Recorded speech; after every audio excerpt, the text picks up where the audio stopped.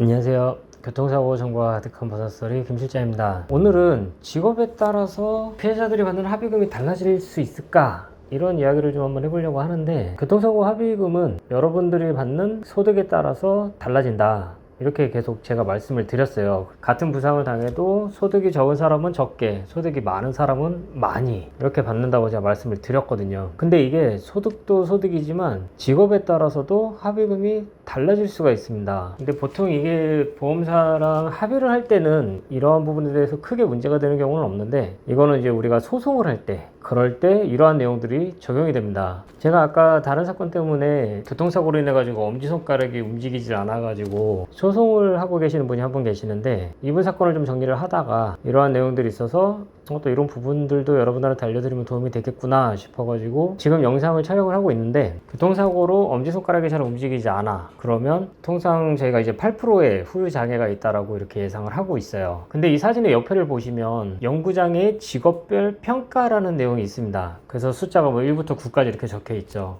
이거를 이제 우리가 직업개수라고 이야기를 하고 있습니다. 그래서 뭐 직업개수 1, 직업개수 5, 직업개수 9 이렇게 얘기를 하는데, 제가 8%라는 장애를 얘기를 할 때는 직업개수 5를 기준으로 항상 이야기를 합니다. 어떤 장애율들을 얘기를 할 때. 그래서 저희가 보험사랑 합의를 할 때 뭐 장애율이 10%네, 15%네, 20%네 이런 얘기들을 하는 거는 전부 다 직업개수 5를 적용을 해가지고 장애율을 산출을 하고 있는 겁니다. 아래쪽에 내용을 보시면 직업개수가 1일 때는 장애율이 3%, 그 다음에 뭐 2일 때는 4%, 이런 식으로 지금 장애율이 지금 변동이 되고 있잖아요. 그래서 직업개수 5일 때는 8%인데, 여러분들이 갖고 있는 직업이 직업개수 9, 8 여기에 해당하는 직업을 갖고 계신다 그러면 직업개수 9일 때 장애율이 16%가 되죠. 2배가 됩니다. 8일 때는 14%가 되죠. 그러니까 이런 식으로 똑같은 부상을 당해도 내 직업이 뭐냐에 따라서 장애율이 올라가게 된다는 거죠. 8%일 때 1억을 받으시는 분이라면 16%라면 2억을 받게 되시는 그런 내용이 되시겠죠. 그래서 직업에 따라서 합의금이 달라질 수가 있다. 책에 보면은 직업, 그 다음에 부상에 따라서 어떤 직업의 직업개수가 어떻게 되는지 이런 부분들이 다 정리가 되어 있는데, 이게 굉장히 예전에 만들어진 거래 가지고 사실 이게 무슨 직업인지도 모르는, 그리고 이제 요즘에 새로 만들어지는 이런 직업들에 대해서는 아예 안 나와요. 그래서 그거에 맞는 직업을 또 찾아야 되는 또 이런 어려움이 좀 있기는 한데, 어떻게 됐든 간에